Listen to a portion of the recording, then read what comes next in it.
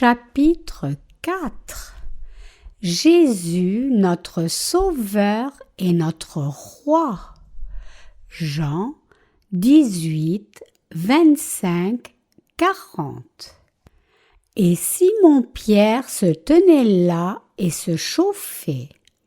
Ils lui dirent donc: Et toi, n'es-tu pas de ses disciples? Il le nia et dit: Je n'en suis point. L'un d'entre les esclaves du souverain sacrificateur, parent de celui à qui Pierre avait coupé l'oreille, dit: Ne t'ai-je pas vu, moi, dans le jardin avec lui? Pierre donc nia encore. Et aussitôt le coq chanta. Ils menèrent donc Jésus de chez Caïphe au prétoire. Or c'était le matin, et eux-mêmes, ils n'entrèrent pas au prétoire, afin qu'ils ne fussent pas souillés, mais qu'ils pussent manger la Pâque. Pilate donc sortit vers eux et dit: Quelle accusation portez-vous contre cet homme? Ils répondirent et lui dirent: Si cet homme n'était pas un malfaiteur, nous te l'eussions pas livré. Pilate donc leur dit: Prenez-le, vous, et jugez-le selon votre loi. Les Juifs donc lui dirent: Il ne nous est pas permis de faire mourir personne, afin que fût accomplie la parole que Jésus avait dite, indiquant de quelle mort il devait mourir. Pilate donc entra encore dans le prétoire et appela Jésus et lui dit: Toi, tu es le roi des Juifs. Jésus lui répondit: Dis-tu ceci de toi-même, ou d'autres te l'ont-ils dit de moi? Pilate répondit: Suis-je juif, moi? Ta nation et les principaux sacrificateurs t'ont livré à moi. Qu'as-tu fait? Jésus répondit: Mon royaume n'est pas de ce monde. Si mon royaume était de ce monde, mes serviteurs auraient combattu afin que je ne fusse pas livré aux Juifs. Mais maintenant, mon royaume n'est pas d'ici. Pilate donc lui dit: Tu es donc roi? Jésus répondit: Tu le dis que moi je suis roi. Moi, je suis né pour ceci, et c'est pour ceci que je suis venu dans le monde, afin de rendre témoignage à la vérité. Quiconque est de la vérité écoute ma voix. Pilate lui dit: Qu'est-ce que la vérité? Et ayant dit cela, il sortit encore vers les Juifs et il leur dit: Moi, je ne trouve aucun crime en lui, mais vous avez une coutume que je vous relâche quelqu'un à la Pâque. Voulez-vous donc que je vous relâche le roi des Juifs? Ils s'écrièrent donc tous encore, disant: Non, pas celui-ci, mais Barabbas. Or, Barabbas était un brigand. Comment allez-vous tous? J'étais à Sokcho City et je suis rentré aujourd'hui. Même si Sokcho City n'est pas si loin d'ici, j'ai l'impression que je suis parti dans un pays lointain.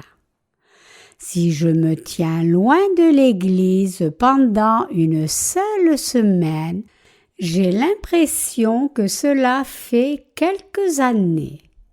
mais j'ai fait un bon voyage et je suis de retour en bonne santé. J'ai confiance que vous allez bien aussi. Peut-être que c'est parce que nous avons beaucoup de travail devant nous, mais je peux voir que nous sommes plus énergiques que jamais. Il y a un virus qui circule ces temps-ci, donc je veux que vous preniez tous bien soin de vous-même. Mais le virus de la grippe n'est pas le seul problème devant nous, mais tant de problèmes économiques et politiques frappent notre pays. Ce n'est pas seulement la Corée, mais le monde entier qui vit de nombreux problèmes. Néanmoins, même si le monde est en tourment, nous, les prédicateurs de l'Évangile, devons toujours être énergiques comme nous le sommes maintenant. Le monde est en tourment. Il est dit que les terroristes irakiens vont certainement étendre leur activité en Europe. Dans le monde entier, il y a de plus en plus d'attaques terroristes. Récemment, un livre écrit par un ancien officier de l'administration de Bush est devenu si populaire aux États-Unis qu'il fait la presse même ici en Corée. L'un des sujets traités dans le livre est le terrorisme. Selon ce livre, les terroristes d'Al-Qaïda ont prévenu les États-Unis d'une attaque terroriste imminente dans les 3 mois avant l'attaque du 11 septembre. Mais le président Bush a ignoré l'avertissement d'Al-Qaïda pendant 3 mois et l'attaque du 11 septembre est effectivement arrivée comme prédite. Après les attaques, la seule personne qui s'est concentrée sur Al-Qaïda était le secrétaire d'État Colin Powell, alors que tous les autres, y inclus Bush, avaient les yeux fixés autre part. Les officiels de l'administration ont été singulièrement concentrés sur l'invasion de l'Irak et le retrait du régime de Saddam Hussein. L'auteur de ce livre dépeint Bush comme un homme de faible intelligence avec un QI à 2 chiffres. Bien que les États-Unis prétendent au monde entier qu'ils ne cherchent pas la guerre, le fait est que les États-Unis ont commencé la guerre d'Irak et cette guerre a encore plus agité le monde islamique. En conséquence, le monde est maintenant dans un danger encore plus grand d'attaques terroristes. L'un des problèmes les plus épineux dans le monde islamique est le problème palestinien et le soutien américain à Israël. Les Palestiniens qu'Israël attaque sont vraiment très pauvres, impuissants et armés avec peu d'autre chose que des canifs. C'est pour cela qu'ils en sont arrivés à s'appuyer progressivement sur des organisations terroristes pour tenir contre Israël et les États-Unis. Donc, d'une certaine façon, ce sont les États-Unis et Israël qui ont provoqué les terroristes qu'ils combattent maintenant. Comme les États-Unis ont envahi l'Irak et amené la destruction dans ce pays, cela a conduit beaucoup d'Irakiens, au ressentiment contre l'occupation américaine et a incité à encore plus d'attaques terroristes. Je vous ai dit au commencement du sermon qu'il y a une forte probabilité d'attaques terroristes dans l'ouest de l'Europe. Si cela arrive, il pourrait devenir difficile d'envoyer des livres en Europe, et donc nous devons prier à ce sujet. À chaque fois que nous nous assemblons, nous devons prier sans cesse à Dieu d'éviter les attaques terroristes, protéger notre ministère de la littérature et bénir nos livres pour qu'ils sauvent beaucoup d'âmes dans le monde entier. À travers le monde, le nationalisme monte aussi. C'est pour cela que les nations s'élèvent constamment contre d'autres nations et des pays contre des pays. Ce temps présent dans lequel nous vivons maintenant est plein de beaucoup de nouvelles douloureuses du terrorisme et de la guerre. Mais la fin du monde qui approche n'est pas une si mauvaise chose pour nous, car cela amènera les nouveaux cieux et la nouvelle terre plus vite. Les scientifiques disent qu'il y a une preuve qui indique que l'eau a existé sur Mars.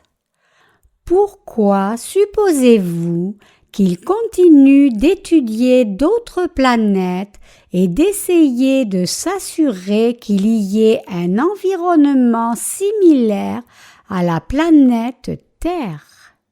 C'est parce que dans le subconscient, ils veulent quitter cette planète Terre qui devient progressivement inhospitalière.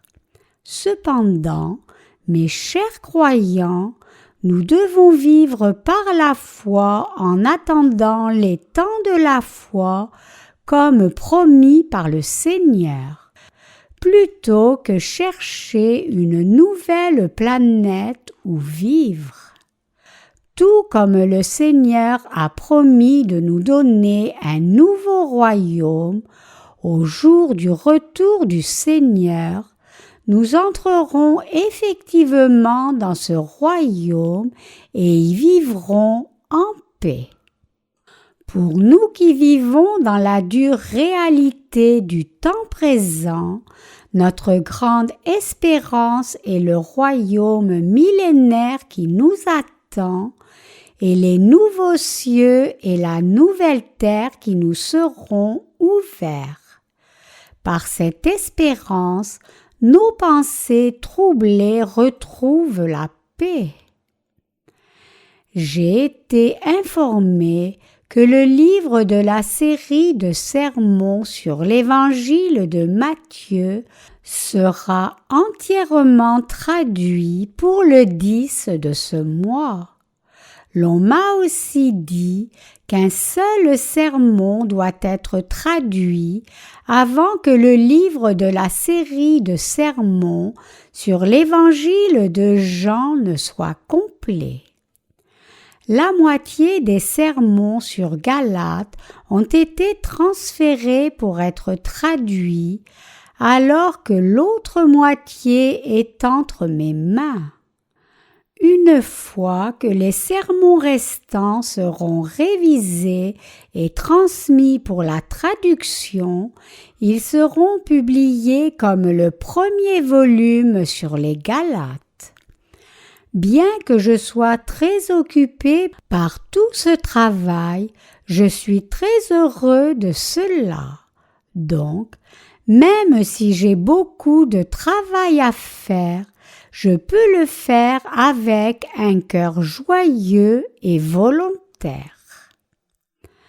Après avoir été interrogé, Jésus a été amené au palais de Pilate, le gouverneur romain. Le passage des Écritures d'aujourd'hui vient de Jean 18, 25, 45. En Israël, en ce temps-là, la fonction de souverain sacrificateur se tenait par roulement chaque année, et cette année-là, Caïphe était le souverain sacrificateur. Jésus a d'abord été amené à Anne, le beau-père de Caïphe, puis de là, il a été amené à Caïphe. Le peuple d'Israël mettait un fort accent sur diverses festivités pour ne pas mentionner le jour du sabbat. Évidemment, Jésus a été arrêté et interrogé juste quand une telle fête allait arriver, la nuit même avant le jour de la Pâque, après qu'il ait pris le dernier repas avec ses disciples. Après avoir été interrogé à la résidence de Caïphe, Jésus a été une fois encore amené au prétoire, le palais du gouverneur Pilate. Pour garder les règles de la Pâque, les Juifs ne sont pas entrés au prétoire, et donc Pilate est sorti et leur a demandé « Quelle accusation avez-vous contre cet homme ? Quel crime a-t-il commis que vous l'ayez conduit vers moi ?» Le peuple d'Israël dit alors « S'il n'était pas malfaiteur, nous ne l'aurions pas amené vers toi. C'est un pécheur, un homme très méchant. Il est violent et a commis beaucoup de péchés. » Pilate demanda à nouveau aux Juifs « Alors ramenez-le et jugez-le vous-même. » Les Juifs dirent alors à Pilate « Nous n'avons pas l'autorité de condamner quelqu'un à mort. » Ils avaient amené Jésus vers Pilate pour le mettre à mort. Pilate entra de nouveau dans le prétoire et demanda à Jésus « Es-tu le roi des Juifs ?» Puisque Pilate était le gouverneur romain envoyé pour régner sur la colonie, il y avait un seul crime pour lequel il pouvait mettre Jésus à mort. Le seul crime passible de mort était de se révolter contre Rome et son empereur. Si Jésus avait prétendu lui-même être le roi des Juifs et inciter les gens d'Israël à se révolter, alors son exécution aurait été justifiée. C'est pour cela que Pilate lui a demandé « Es-tu le roi des Juifs ?» Jean 18, 33. Si Jésus avait dit oui, alors Pilate aurait pu le condamner à mort sans écouter davantage. Puisqu'il ne pouvait pas y avoir deux dirigeants dans le pays, si Jésus disait qu'il était le roi, cela aurait été un fondement correct pour que Pilate le mette à mort selon les lois romaines. Jésus dit alors à Pilate, « Dis-tu ceci de toi-même ou d'autres te l'ont-ils dit de moi ?» Jean 18, 34. Pilate répondit, « Suis-je juif, moi ? Ta nation et les principaux sacrificateurs t'ont livré à moi, qu'as-tu fait ?» Puisque Jésus était accusé d'avoir prétendu être le roi des Juifs, Pilate essayait de le juger sur cette accusation et de le condamner à mort. Mais Jésus a demandé à Pilate : « Dis-tu ceci de toi-même ou d'autres te l'ont-ils dit de moi ?» Ce que Jésus dit ici n'était pas une réponse claire à la question de Pilate. Plutôt, Jésus a demandé à Pilate en retour : « Je n'ai pas dit que j'étais le roi des Juifs, donc n'est-ce pas le peuple d'Israël ou toi-même qui dis cela ?» Jésus n'est pas tombé dans le piège tendu par Pilate. Donc, Pilate dit : « Je ne suis pas juif. Mais ton propre peuple t'a livré à moi. Qu'as-tu fait pour que ces gens cherchent à porter des accusations contre toi ?» Jésus est le roi de son propre royaume. Jésus avait ressuscité les morts, guéri les malades et aidé les pauvres. Donc, à cause de cela, beaucoup de gens le suivaient. Beaucoup de ces gens voulaient prendre Jésus et faire littéralement de lui le roi d'Israël. Mais Jésus n'avait absolument pas une telle intention. Il avait aidé les gens seulement par sa compassion. Pour la cause d'une mère pleurant sur son enfant mort, il avait mis ses mains sur l'enfant et l'a ramené à la vie. Et il avait guéri les malades qui le désiraient. Tous ceux qui ont vu ces miracles ont loué Jésus et l'ont suivi, et leur nombre était très grand. Pour les souverains sacrificateurs et les pharisiens, le fait que Jésus ait tant de gens qui le suivaient était une épine dans leurs yeux. Ils pensaient qu'eux-mêmes méritaient d'être aussi populaires, mais Jésus volait leur célébrité. Donc, ils se sont mis d'accord sur le fait qu'il y avait un seul moyen de mettre Jésus à mort. Puisque beaucoup de gens voulaient couronner Jésus roi, ils ont décidé de le saisir et de l'accuser de s'appeler lui-même roi d'Israël. C'est à cause de cette accusation que Jésus a été mis à mort, et c'est pour cela qu'une plaque disant « Roi des Juifs » a été mise sur la croix quand il a été crucifié. La Bible dit que cette plaque a été écrite en grec et en hébreu. Ce n'est pas une plaque entièrement fausse, puisque Jésus était effectivement le roi spirituel des Juifs. Non seulement pour ceux qui croient en lui, mais aussi pour l'univers entier. Le roi des rois n'est autre que Jésus. Quand Pilate l'a interrogé, Jésus a dit : « Mon royaume n'est pas de ce monde.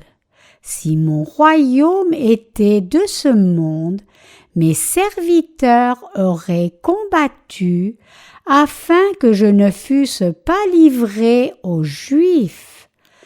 Mais maintenant, mon royaume n'est pas d'ici. » Jean 18, 36. Pilate donc lui dit : « Tu es donc roi ?» Jésus répondit : tu le dis que moi je suis roi. Moi, je suis né pour ceci, et c'est pour ceci que je suis venu dans le monde, afin de rendre témoignage à la vérité. Quiconque est de la vérité, écoute ma voix. Jean 18, 37. Comme Pilate continuait de l'interroger sur cette accusation, Jésus a parlé de quelque chose de fondamental. Le royaume dont tu parles est un royaume tributaire qui appartient à l'Empire romain, mais le royaume dont je parle est un royaume entièrement différent. Mon royaume n'est pas de ce monde. Si mon royaume était de ce monde, mes serviteurs se seraient battus pour m'éviter d'être remis aux Juifs. Non, mon royaume n'est pas de ce monde. Pilate lui dit alors, « Es-tu donc roi ?» Jésus répondit alors, « Tu le dis que moi je suis roi. Moi, je suis né pour ceci, et c'est pour ceci que je suis venu dans le monde, afin de rendre témoignage à la vérité. » En d'autres termes, Jésus a dit à Pilate qu'il n'était pas un roi de ce monde, mais le roi de son propre royaume. Jésus allait être finalement crucifié. Indépendamment de la façon dont il l'a tourné, il a dit qu'il était le roi et donc il était coupable de sédition. Comme il y a un dicton qui dit « Tous les chemins mènent à Rome », l'empereur romain régnait sur tout le monde connu de l'époque. Bien que Jésus ait dit qu'il était le roi de son royaume plutôt qu'un roi de ce monde, c'était encore assez pour que les Romains le considèrent comme une insulte à leur empereur. Mais Jésus parlait de choses spirituelles et de foi, rien de séculier. Néanmoins, pour plaire aux Juifs, Pilate a quand même extrait la confession de Jésus en disant qu'il était le roi et l'a ensuite condamné à mort. Jésus dit: « Je suis venu dans le monde afin de rendre témoignage à la vérité. Quiconque est de la vérité entend ma voix. » Pilate dit alors: « Qu'est-ce que la vérité ?» Jean 18, 38. Il sortit ensuite vers les Juifs et leur dit: « Je n'ai pas trouvé de faute en lui du tout. Cet homme ne s'est pas révolté contre la loi romaine et il est donc innocent. Vous avez une coutume selon laquelle je dois relâcher un prisonnier à la Pâque et je pense qu'il conviendrait que cet homme soit relâché. » Pilate dit cela parce qu'il sentait que Jésus était innocent même après l'avoir interrogé. Puisque Jésus n'essayait pas de se faire lui-même roi terrestre, mais qu'il disait que son royaume était ailleurs, pas de ce monde, Pilate pensait que son action était une question de foi et de spiritualité, donc il voulait le relâcher. Pilate suggéra alors aux Juifs de relâcher Jésus. Mais au lieu de Jésus, les Juifs ont demandé à Pilate de relâcher Barabbas, le voleur des voleurs et un vrai malfaiteur. À la fin, selon leur désir, Jésus a souffert la mort de la croix alors que Barabbas, un homme méchant, a été relâché. Le cœur de l'écriture d'aujourd'hui est ceci. Jésus a son propre royaume, le royaume des cieux, et il est le roi. Tout comme le Seigneur a dit que ceux qui croient en cette vérité entendent sa parole, nous écoutons effectivement maintenant la parole de Dieu et nous croyons aussi en cette parole. Donc, nous sommes le peuple de notre Seigneur Jésus-Christ le Roi. Jésus est venu sur cette terre pour témoigner de la vérité. Le Seigneur dit qu'il est venu sur cette terre pour la cause de la vérité et pour nous témoigner de la vérité. Pilate n'a pas réalisé ce que Jésus voulait dire par là et il a donc demandé « Qu'est-ce que la vérité ?» Jean 18, 38. Au contraire de Pilate, qui était seulement intéressé par les affaires terrestres, Jésus parlait des choses du ciel plutôt que des choses de ce monde temporaire. Nous devons comprendre et croire en ce que Jésus dit exactement tel que c'est. Jésus est venu sur cette terre pour sauver les gens et leur faire saisir clairement que Jésus est venu sur cette terre pour faire l'œuvre juste de faire de nous, simples créatures, son propre peuple et enfants, et porter ainsi témoignage de la plus grande vérité qui soit. Jésus-Christ est venu pour témoigner de la vérité du salut. Il est venu nous sauver du péché et faire de nous son peuple pour toujours. La vérité réelle dont Jésus témoigne est ce qui nous permet de devenir le peuple de Dieu, et notre statut est élevé par cette vérité. Il n'y a qu'une chose qui soit absolument juste, c'est que Jésus nous a sauvés du péché par l'évangile de l'eau et de l'esprit. Jésus est venu rendre témoignage de cette vérité et il est celui qui nous a sauvés par cette vérité. Comme Jésus a dit, vous connaîtrez la vérité et la vérité vous affranchira. Jean 8, 32. Cette vérité nous a effectivement sauvés. Ce n'est autre que ce que nous devons tous savoir.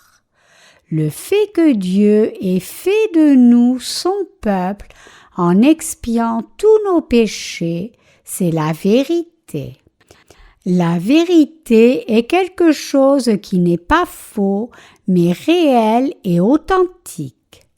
La vérité la plus juste est l'évangile de l'eau et de l'esprit par lequel le Seigneur nous a sauvés. Nous devons tous réaliser cela. Pilate a demandé à Jésus ce qu'était la vérité. Né dans ce monde comme pécheur, nous ne pouvions que périr à cause de nos péchés, mais le Seigneur est devenu notre vrai Sauveur. Jésus nous a donné la vraie vie et le vrai salut par l'évangile de l'eau et de l'esprit. Donc, c'était une question insensée que Pilate demande ce qu'était la vérité. Même s'il entendait Jésus lui parler personnellement, il n'a pas saisi la vérité. Jésus a dit « Mon royaume n'est pas de ce monde. Si mon royaume était de ce monde, mes serviteurs auraient combattu afin que je ne fusse pas livré aux Juifs. Mais maintenant, mon royaume n'est pas d'ici. » Jean 18, 36. Le royaume du Seigneur existe effectivement, séparément de ce monde visible. Les gens aujourd'hui vivent sans penser beaucoup à pourquoi ils sont nés et pourquoi ils vivent, où ils vont et quel sera le résultat final de leur vie. Mais nous tous, qui sommes nés à la ressemblance et à l'image de Dieu, devons réaliser ce qu'est la vérité réelle. Qu'est-ce qui est vraiment juste? En quoi devons-nous croire? Quel est le but de la vie? Quelle est notre relation avec Jésus? Nous devons penser à ces choses. Comme gouverneur colonial d'Israël, Pilate était un homme de grand statut.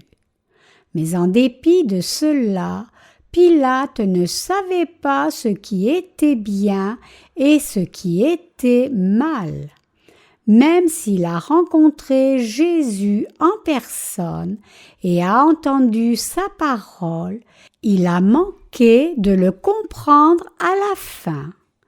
La Bible dit que ceux qui sont nés de Dieu comprennent la parole du Seigneur exactement telle qu'elle est.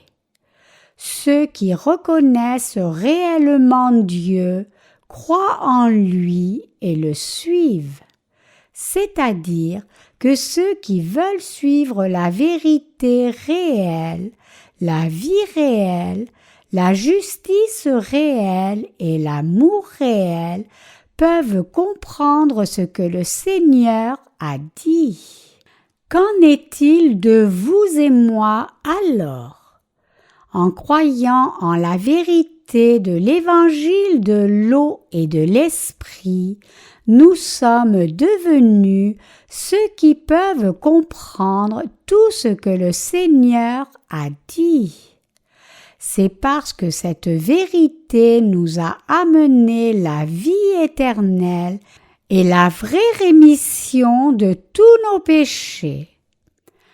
Comme je l'ai mentionné au début de ce sermon, le monde devient encore plus chaotique alors que des attaques terroristes frappent l'Europe et les nationalistes s'élèvent de par le monde.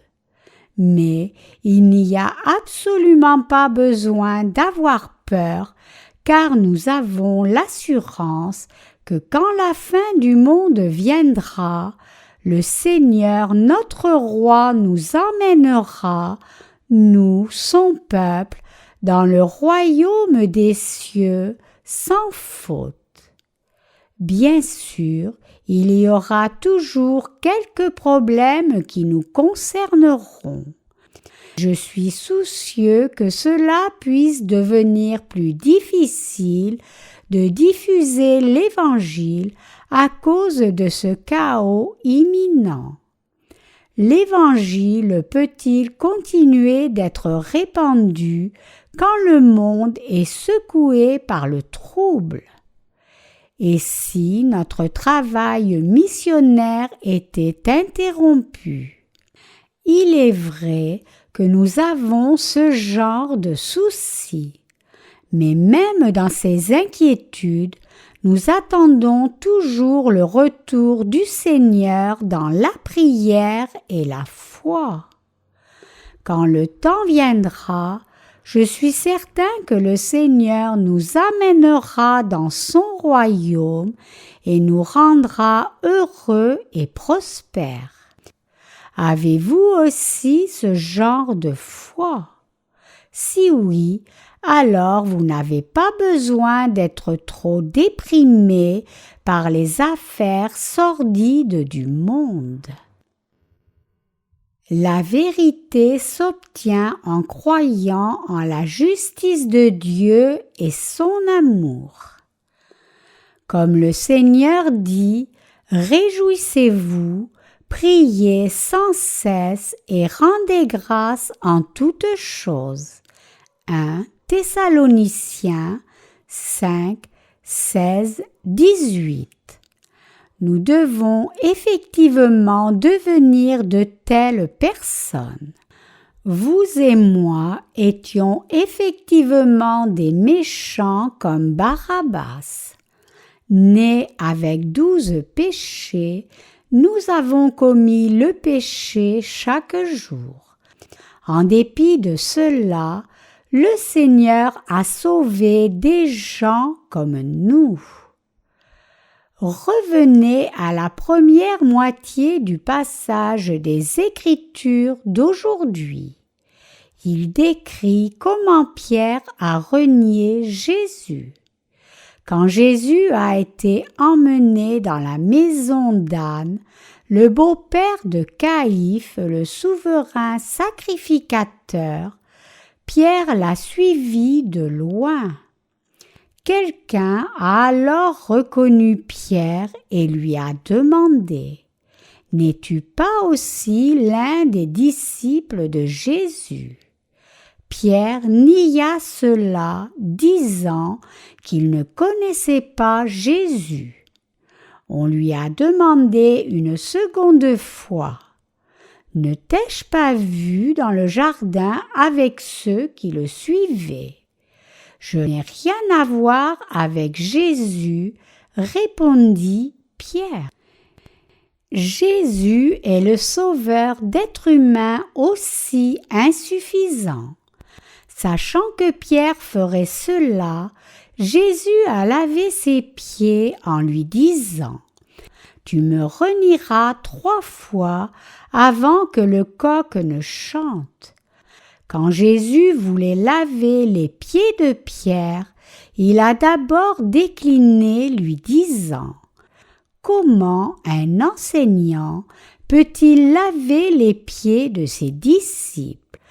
Je ne peux pas te laisser faire cela. » Mais Jésus lui dit fermement « À moins que je ne te lave les pieds, tu n'as rien à voir avec moi. » Jésus savait tout ce que Pierre allait faire. Il savait très bien que Pierre le renierait plus tard face aux difficultés. Et tout comme Jésus l'avait dit, Pierre a renié Jésus 3 fois avant que le coq ne chante. Tous les humains sont pareils en regardant leurs actes. Nous étions tous comme Barabbas, nous étions tous pécheurs. Si les gens étaient jugés par Dieu à chaque fois qu'ils pêchent, il n'y aurait pas d'autre choix qu'être condamnés et crucifiés comme Barabbas il y a longtemps. Cependant, le Seigneur dit que ceux qui sont de la vérité entendent sa voix et qu'il a sauvé ces gens-là. Donc, il est juste que vous et moi croyons en l'évangile de l'eau et de l'esprit par lequel le Seigneur a vraiment sauvé tous les humains du péché et a fait d'eux le peuple de Dieu. La vérité se trouve dans la justice de Dieu et dans son amour aussi. Savoir et croire que Dieu nous aime réellement tous et qu'il a ainsi expié tous nos péchés par l'évangile de l'eau et de l'esprit, c'est savoir et croire la vérité. Cependant, les gens ne réalisent pas cela et continuent de demander ce qu'est la vérité, tout comme Pilate. Ils demandent quelle est la voie, où est le chemin vers le ciel, où est le moyen d'être purifié du péché. Où est le sentier de la vie vertueuse? En quoi devrions-nous croire pour avoir vraiment la foi correcte? Mes chers croyants, la vérité, c'est que Dieu a envoyé son Fils Jésus sur la terre par son amour pour nous et qu'il a remis tous nos péchés par l'évangile de l'eau et de l'esprit. Croire en cette vérité, c'est recevoir le vrai amour, la vraie vie éternelle, la vraie vie, la vraie rémission du péché et la vraie bénédiction. Le fait que Dieu ait expié tous nos péchés par l'évangile de l'eau et de l'esprit, par son amour pour nous, le fait qu'il ait fait de nous son peuple et nous ait bénis, le fait qu'il nous ait permis de vivre pour toujours, non seulement dans ce monde, mais aussi dans le prochain monde à venir, et le fait qu'il ait préparé un royaume pour que nous y vivions, cette puissance de Dieu et son amour constituent la vérité réelle. Mes chers croyants, nos vies ne finissent pas seulement dans ce monde. Il est écrit: il appartient à l'homme de mourir une fois, après quoi vient le jugement. Hébreux 9, 27. Effectivement, dans un avenir peu éloigné, nous mourrons tous une fois et nous tiendrons devant le trône du jugement de Dieu. Acceptez-vous cela? Pour ceux qui sont encore jeunes, il peut sembler difficile de vraiment apprécier le fait que le temps passe et que ce jour viendra vite, mais ce jour vient certainement pour tout le monde. Aujourd'hui, c'est le 24 mars. Mais rapidement ce sera avril et tout reprendra vie avec l'arrivée du printemps. Mais juste quand nous pensons que c'est le printemps, il ne faut pas beaucoup de temps avant que l'été ne vienne, puis l'automne et ensuite l'hiver. Le temps file effectivement en un clin d'œil. La moitié d'une année passera en un rien de temps comme cela. Travaillons pour l'Évangile. C'est une bénédiction pour nous de travailler pour le Seigneur, car c'est le temps maintenant où nous pouvons encore diffuser l'Évangile. Êtes-vous d'accord avec moi? Avant, nous ne pouvions que nous demander ce qu'était la vérité. Mais maintenant, nous avons rencontré le Seigneur et Sauveur qui est la vérité. Et nous savons maintenant et croyons que rien d'autre que cette vérité n'est l'amour de Dieu. Que l'Évangile a expié tous nos péchés et que Jésus a accompli la vérité. Jésus est effectivement venu sur cette terre, nous a sauvés par l'eau et l'esprit et nous a témoigné que ce salut est la vérité. C'est pour rendre témoignage de cette vérité que Jésus est venu sur la terre. Et nous avons réalisé cette vérité et nous y croyons tous. Croyez-vous que Jésus-Christ est la vérité? Croyez-vous que Jésus a expié tous nos péchés par l'évangile de l'eau et de l'esprit? Si oui, alors vous avez vraiment trouvé la vérité. Pour nous donner le vrai salut, le Seigneur est venu sur cette terre, a été baptisé, est mort à la croix et est ressuscité d'entre les morts après 3 jours. C'est un événement si merveilleux et joyeux que cela nous rend reconnaissants au-delà des mots. Nous devons réaliser ce vrai salut et y croire. En étant baptisé, Jésus a pris tous nos péchés et pour être crucifié, il a permis qu'il soit arrêté et amené au palais de Pilate. Vous devriez réaliser ici que ce n'est pas parce que Jésus était sans puissance qu'il a été arrêté, mais il a permis à cela d'arriver pour nous sauver. Vous et moi devons saisir clairement qu'après avoir été crucifié à mort, Jésus est ressuscité d'entre les morts et il nous a donné le vrai salut. Maintenant, nous devons de tout cœur croire au salut que le Seigneur a accompli.